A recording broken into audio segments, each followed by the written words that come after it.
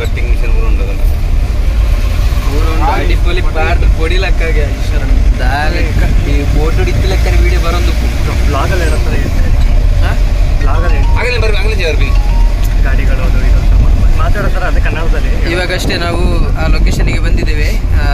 ದುರ್ಘಟನೆ ನಡೆದ ಸ್ಥಳ ನೋಡ್ಬೋದು. ಇಲ್ಲಿ ಎಲ್ಲ ಪೊಲೀಸರು, SDRF ಮತ್ತೆ ಅಗ್ನಿಶಾಮಕ ದಳ ಎಲ್ಲ ದೊಡ್ಡ ದೊಡ್ಡ ಒಂದು ಅಧಿಕಾರಿಗಳೆಲ್ಲ ಇಲ್ಲಿ ಬಂದಿದ್ದಾರೆ. ನೋಡ್ಬೋದು ನೀವು. ಅಲ್ಲಿ ಕೇರಳದ MLA ಹಾಗೂ ಇತರರು ಸಹ ಇದ್ದಾರೆ, ಎಲ್ಲರೂ ಸಚಿವರೆಲ್ಲ. ಈಗ ಆ ಸ್ಥಳಕ್ಕೆ ಬಂದಿದ್ದೇವೆ. ಇನ್ನು ಅವರ ಮಾತುಕತೆಯನ್ನು ಚರ್ಚಿಸಿ ಇನ್ನು ಮುಂದೆ ಏನು ಕಾರ್ಯಾಚರಣೆ ಮಾಡುವುದಂತ ನೋಡೋಣ.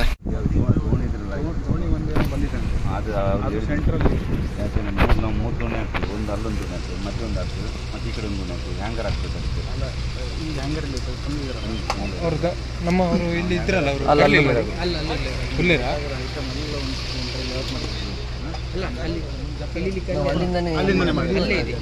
ಅಲ್ಲಿಂದನೇ ಬೋಟ್ ಅಲ್ಲಿದೆ ಅಲ್ಲ, ಅಲ್ಲಿ ಹ್ಯಾಂಗರು ಅಲ್ಲಿದೆ.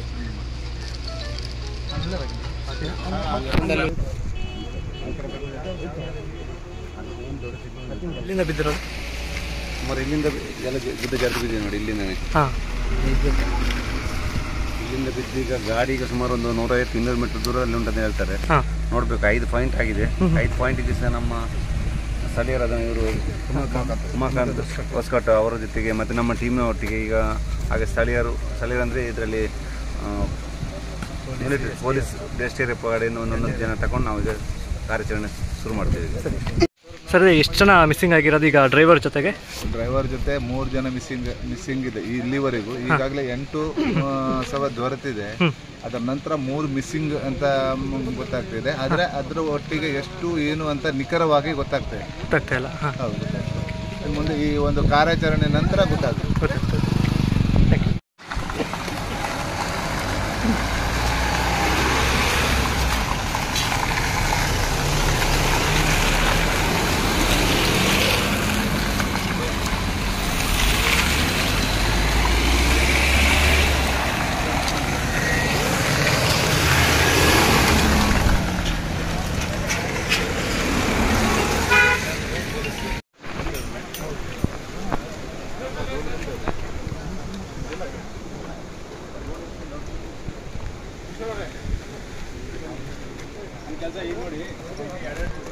ಟೀಮ್ ಇದೆ.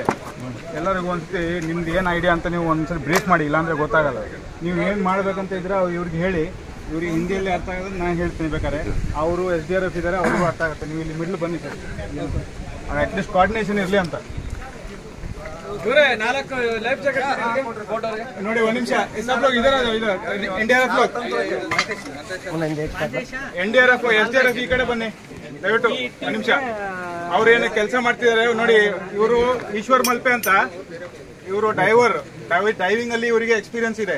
ಆಯ್ತಾ, ಬಹಳಷ್ಟು ಕೆಲಸ ಮಾಡಿದ್ದಾರೆ ಎಲ್ಲ ಕಡೆ. ಅವರಿಗೆ ಬಹಳ ಎಕ್ಸ್ಪೀರಿಯನ್ಸ್ ಇದೆ.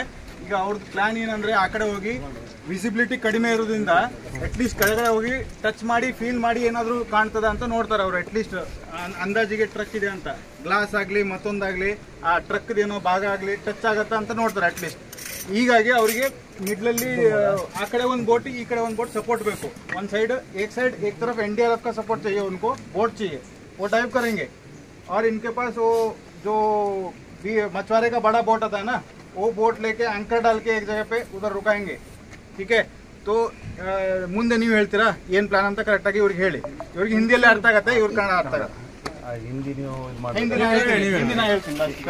ಏನು ಗೊತ್ತಿಲ್ಲ. ಈಗ ನಾವೀಗ 3 ಬೋಟ್ ಆಗ್ತೇವಲ್ಲ, ಆ 3 ಕಲ್ಲಿ ಫಸ್ಟ್ ಲೊಕೇಶನ್, ದೊಡ್ಡ ಲೊಕೇಶನ್ ಯಾವ್ದು ಸಿಕ್ಕಿದೆ? ಮೇನ್ ಲೊಕೇಶನ್ ಇದಲ್ಲ. ಮೇನ್ ಲೊಕೇಶನ್ ಇದ್ದಾರೆ ಭಯ್ಯ, ಇದಾರೇನಾ? ಇದಾರೇನಾ? ಮೇನ್ ಲೊಕೇಶನ್ का पास 3 बोट भैया, 3 ಬೋಟ್ ಅಂದ್ರೆ ಒಂದು ಬೋಟ್ ಅಲ್ಲಿ ನೀರು ಕಮ್ಮಿ ಉಂಟಲ್ಲ, ಅಲ್ಲಿಗೆ ನಾವು ಹ್ಯಾಂಗರ್ ಹಾಕ್ತೇವೆ. ಫಸ್ಟಿಗೆ ಹ್ಯಾಂಗರ್ ಹಾಕಿ ಬೋಟ್ ಕಟ್ಕೊಳ್ತೇವೆ. ಯಾಕಂದ್ರೆ ಈಚೆ ಬರಬಾರ್ದಂತ, ಅದಕ್ಕೆ ಹಾಕಿ ಹ್ಯಾಂಗರ್ ಕಟ್ಕೊಳ್ತೇವೆ. ಅಲ್ಲಿಂದ ನಾವು ಇದೀಗ ಮೇನ್ ಪಾಯಿಂಟ್ ಇಲ್ಲೊಂದು 1 ನಿಮಿಷ ಬರ್ತೇನೆ ತೋರಿಸ್ತೇನೆ ನಿಮ್ಗೆ. ಇದು 3 ಪಾಯಿಂಟ್ ಇತ್ತಾ? ಇದು ಮೇನ್ ಪಾಯಿಂಟ್.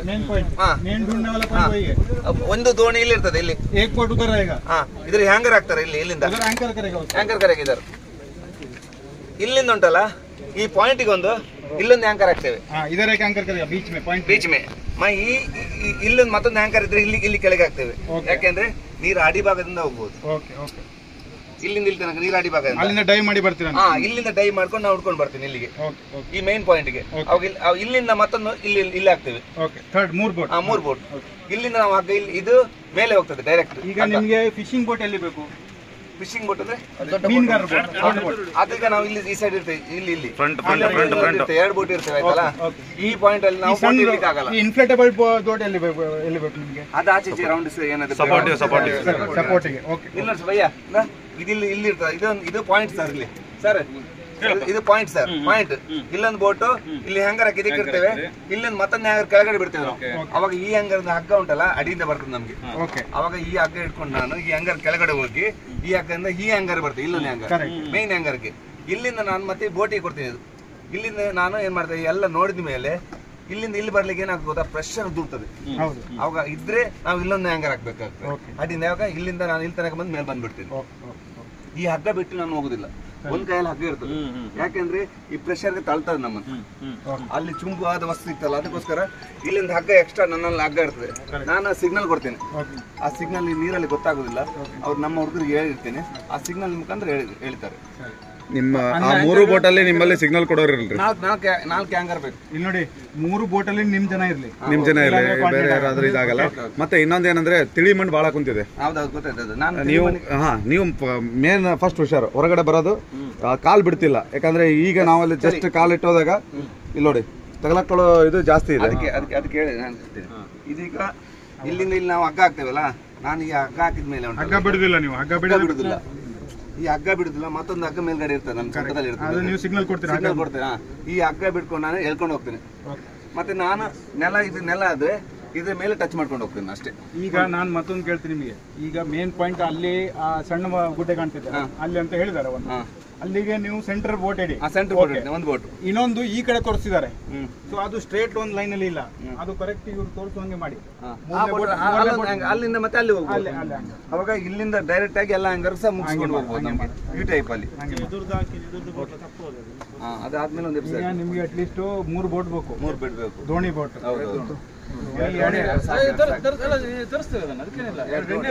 ಯಾಕೆಂದ್ರೆ ಈ ಬೋಟ್ ತೇಲ್ತದೆ, ಈ ಬೋಟು ನಿಮ್ಮನ್ನ ಜಗ್ಗುತ್ತೆ ನೀರಿಗೆ. ಈ ಬೋಟ್ ನಿಲ್ಲಲ್ಲ ಲಂಗರ್ ಹಾಕಿದ್ರೆ.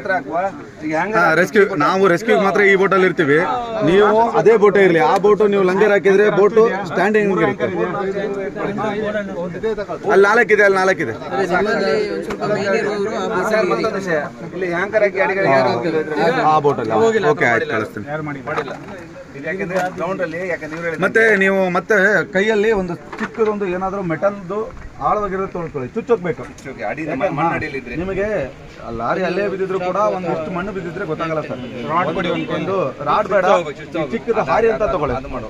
ಹಾರಿಗೆ ಏನಂತ ಹೇಳ್ತಾರೆ, ಕಲ್ಲು ಇದೆ, ಬಹಳ ಕಲ್ಲು ರೋಲ್ ಆಗಿ ಬಿದ್ದಿದೆ, ಕಲ್ಲಿದೆ, ಬಂಡೆ ಇದೆ. ಅದಕ್ಕೆ ನಾನು ಹೇಳಿದ್ದು ಹಗ್ಗದಲ್ಲೇ ಹೋಗಿ. ಯಾಕೆಂದ್ರೆ ಅದು ಮೇಲ್ಗಡೆ ನಾವು ಗಾಡಿಯಲ್ಲಿ ತಲೆಯಲ್ಲಿ ಇರ್ತದಲ್ಲ, ಈ ತಲೆ समझ में आया थोड़ा बहुत? ठीक है यार, देखिए अभी मैंने क्या कर रहे हैं ना, 3 पॉइंट है ना, चलो होगी जस्ट इधर ये उनका मेन पॉइंट है, ठीक है, ढूंढने वाला ये मेन पॉइंट है. इधर सबसे ज्यादा ढूंढने का वो.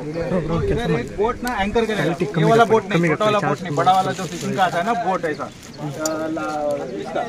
तो इधर से रस्सी पकड़ के डाइव करेगा. इधर भी बोट रहेगा, इधर एक बोट रहेगा, इधर 2 एंकर रहेगा और रस्सी के इससे डाइव करके इधर तक आके ऊपर आएगा. उसके लिए इधर अंदर से ऊपर आएगा.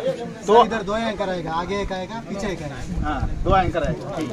तो ये 2 एंकर के हिसाब से ये क्या करेगा, इधर डाइव करके उधर से टच करते हुए आएगा, नीचे जमीन से ही टच करते हुए आएगा. तो स्कूबा डाइविंग है उनके पास, जितना दिखेगा नहीं, मगर बिना दिखे हाथ तो लग सकता है, एटलीस्ट मार के तो दे सकता है कुछ. अगर मेटल का कुछ लग रहा है, गाड़ी ऐसा कुछ लग रहा है तो एटलीस्ट उतना ट्राई करेगा जितना हमारे साथ बेस्ट हो सके. कोऑर्डिनेशन में काम करेंगे, ठीक है. तो आपका एक काम कीजिए, आप लोगों का सपोर्ट आदमी हम लोगों को एक बोट में चाहिए. तो जितना हो सकता है 4-5 आदमी एक तरफ बोट में रखेंगे, उस तरफ का इसमें SDRF रखेंगे और बीच में दोनों मिक्स रखेंगे, ठीक है.